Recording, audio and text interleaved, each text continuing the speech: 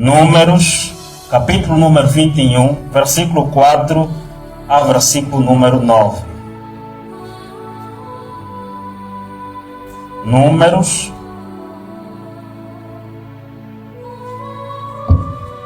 capítulo 21, versículo 4 a versículo 9. Diz assim a palavra do Senhor então. Então partiram do monte Or pelo caminho do Mar Vermelho, ao rodear a terra de Edom. Porém, a alma do povo angustiou-se neste caminho. E o povo falou contra Deus e contra Moisés. Por que nos fizeste subir do Egito para que morrêssemos neste deserto? Pois aqui nem pão nem água há, e a nossa alma tem fastio deste pão vil. Amém? Então o Senhor mandou entre o povo serpentes ardentes que morderam o povo, e morreu muito povo de Israel. Pelo que o povo veio a Moisés e disse: havemos pecado, porquanto temos falado contra o Senhor e contra ti. Ora ao Senhor que tire de nós estas serpentes. Então Moisés orou pelo povo. E disse o Senhor a Moisés: faze uma serpente ardente e põe-na sobre uma haste, e será que viverá todo mordido que olhar para ela. E Moisés fez uma serpente de metal e pô-la sobre uma haste, e era que, mordendo alguém, alguém olhava para a serpente de metal e ficava vivo. Amém? Amados irmãos, este texto de Números conta um pouquinho sobre a história do povo de Israel. Amém? Depois de aproximadamente 420 anos que o povo ficara na terra do Egito, sobre a escravidão do faraó, então Deus decide levantar Moisés para libertar o povo e levar a uma terra que mana leite e mel. Amém? A terra de Canaã. Então, depois de o povo de Israel ter passado durante aproximadamente 420 anos, Deus decide levantar Moisés para libertar o povo de Israel e lhe levar à terra que mana leite e mel, que é conhecida como a terra de Canaã. Mas enquanto o povo ia caminhando à terra de Canaã, eles se depararam com muitas dificuldades. Eles se depararam com muitos perigos enquanto eles iam para a terra de Canaã. E lembrar aos irmãos que Canaã para o povo de Israel não era uma terra nova. Porque o povo de Israel anteriormente já esteve em Canaã. Amém? Já esteve em Canaã. Só que naquela época em que Jacó e seus filhos viviam, havia uma fome. E depois ouviu-se falar que José era governador no Egito. Então José mandou vir a sua família, e foi assim que o povo de Israel foi até no Egito. Mas agora aqui nesse texto, o povo de Israel já está voltando à sua antiga terra, que Deus havia prometido a Abraão e os seus herdeiros. Então Canaã não era uma terra nova para o povo de Israel, mas a promessa é que o povo depois voltaria para Canaã. Então o povo de Israel já está voltando para a terra de Canaã, mas infelizmente está encontrando muitas dificuldades para alcançar a terra de Canaã. E uma das dificuldades que ele encontrava está no capítulo 20. Moisés mandou alguns espias, mandou alguns homens do povo de Israel para falar com o rei de Edom, para que permitisse que o povo de Israel pudesse passar na sua terra. Mas só que o rei de Edom negou este pedido. Por quê? Porque na mente do rei de Edom, ele pensava que o povo de Israel queria guerrear contra o povo de Edom. Amém? Mas não era essa a intenção. A intenção era apenas passar, porque o caminho mais próximo para chegar até Canaã era passar pelos termos de Edom. Mas, infelizmente, o rei de Edom mobilizou seus soldados e combateram contra o povo de Israel. Foi assim que o povo de Israel decidiu dar voltas para chegar até Canaã. E eles passaram pelo deserto.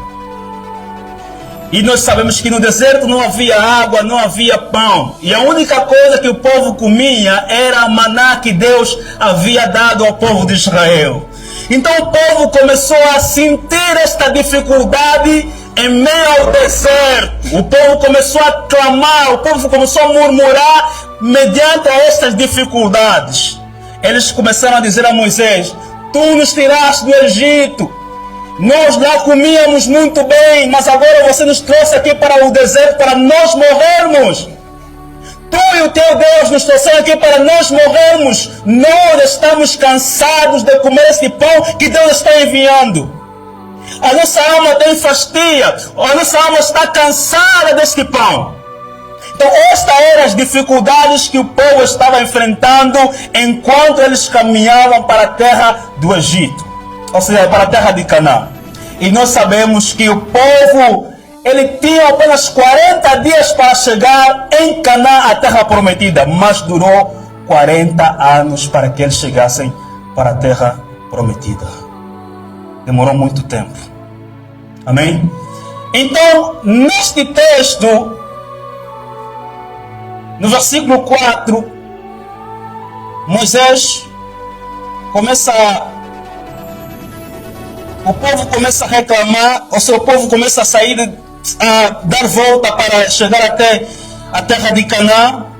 E no versículo 5 nós conseguimos ver que o povo está reclamando, o povo está reclamando contra Deus e contra Moisés. E no versículo 6, o Senhor não se agradou pela conduta do povo de Israel. O Senhor não se agradou em ouvir a murmuração do povo de Israel, porque não era a primeira vez que o povo está murmurando contra Moisés e contra Deus. Então Deus, o que Deus fez? No versículo 7, pelo que o Senhor, versículo 6, pelo que o Senhor mandou serpentes venenosas para morder o povo que estava a murmurar contra Deus. O Senhor mandou as serpentes venenosas para morder todos os que estavam murmurando contra Moisés e contra Deus. E naquele dia, como diz o texto, morreu muita gente do povo de Israel por terem murmurado contra Deus. Morreram muita gente do povo de Israel. E o povo clamou: Moisés, nós queremos pedir ao Senhor que retire do meio de nós estas serpentes venenosas, porque nós vamos acabar de morrer, nós vamos acabar de desfalecer. Moisés clama ao Senhor, ore a Deus para que retire de nós essas serpentes. E no versículo 8, e disse o Senhor, Deus respondeu à oração de Moisés, e disse o Senhor a Moisés: faze uma serpente ardente e põe sobre uma haste, e será que viverá todo mordido que olhar para ele. A solução que Deus criou naquele momento é que Moisés pudesse fazer uma serpente de bronze, e todo mordido, toda pessoa que era mordida pela serpente venenosa e olhasse para a serpente que estava sobre a haste, era curado de todo veneno. Era curado de todo veneno. Não morreria ou não morria. E no versículo 9, e Moisés fez uma serpente de metal e pô-la sobre uma haste. E era que, mordendo alguma serpente, alguém olhava para a serpente de metal e ficava vivo. Todos aqueles que eram mordidos pela serpente venenosa e olhassem para a serpente de metal que estava sobre a haste, era curado. Amém? Era curado. E que mensagem tem esse texto para nós hoje? Qual é a mensagem para nós hoje, a igreja do Senhor? Qual é a mensagem que Deus quer falar para nós nesta manhã? Qual é a mensagem que Deus quer falar para a igreja hoje? Qual é a mensagem? E a mensagem é: nós estávamos mortos. Nós estávamos mortos em consequência ao pecado de Adão. Nós estávamos afastados de Deus. Ninguém estava próximo de Deus. Todos estavam afastados de Deus. O pecado é o veneno que invade a nossa alma. O pecado é o veneno que nos separa de Deus. O pecado é o veneno que nos tira da presença de Deus. Mas um dia a luz do Evangelho raiou em nosso coração. Amém. Mas um dia a luz do Evangelho raiou em nossos corações. Não havia nenhum justo, nenhum sequer. E todos nós estávamos desviados. Cada um fazia o que bem quiser. Mas Deus é riquíssimo em misericórdia. Mas Deus nos amou e enviou seu único Filho como remédio para purificar os nossos pecados. Deus enviou seu único Filho para morrer em nosso lugar, como solução do veneno do pecado que invadiu a nossa alma, que invadiu o nosso ser. Deus enviou Jesus para sarar a nossa alma. Amém. Esta é a mensagem que Deus tem para nós hoje. E esse texto Jesus falou lá em João capítulo 3, vamos só ler. João capítulo 3, versículo 14. Em João capítulo 3, versículo 14.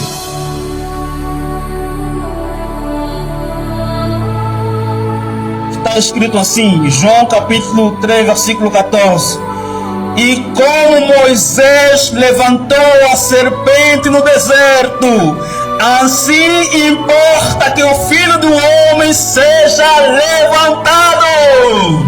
Assim como Moisés levantou a serpente no deserto, importa que o Filho do Homem seja levantado. Amém. A serpente de bronze no Novo Testamento estava mostrando a sombra que era Cristo. Ou seja, aquilo que aconteceu com o povo de Israel era apenas uma sombra, mas a realidade é Cristo que seria levantado em nosso lugar. A realidade seria Jesus a morrer em nosso lugar. Assim como Moisés levantou a serpente no deserto para curar todos aqueles que eram mordidos pela serpente venenosa, importa que o Filho do Homem seja levantado para purificar os pecados de todos nós. Amém? Importa que o Filho do Homem seja levantado para purificar os pecados de todos nós. E eu quero falar sobre olhar para a cruz de Cristo. Amém? Olhar para a cruz de Cristo. Jesus é a salvação que nós precisamos. Jesus é a salvação que nós precisamos. Jesus é a solução que nós precisamos. A solução dos nossos pecados é Jesus. A solução de todos os perdidos é Jesus. A solução de todos que estão distantes do Senhor é Jesus. E olhar para a cruz de Cristo significa crer, confiar na obra redentora de Cristo. Olhar para a cruz de Cristo significa crer no sacrifício vicário de Cristo. Olhar para a cruz de Cristo significa crer na morte, ressurreição e ascensão de Cristo. Amém? É isso que é olhar para Jesus. Irmão, a solução para as nossas vidas decadentes, a solução para as nossas vidas pecaminosas está na cruz de Cristo. Está em olharmos para a cruz de Cristo. E olhar para a cruz de Cristo também significa depositar a nossa fé e unicamente, exclusivamente na morte de Jesus na cruz do Calvário. É isso que é olhar para a cruz de Cristo. Hoje já não temos a serpente de bronze. A serpente era apenas uma figura, mas a realidade é Cristo. O Senhor Jesus é a nossa realidade. E que todos aqueles que creem em Jesus, todos aqueles que creem em Jesus tenham a vida eterna. Como diz o versículo 15. E como Moisés levantou a serpente no deserto, assim importa que o Filho do Homem seja levantado, para que todo aquele que nele crer não pereça, mas tenha a vida eterna.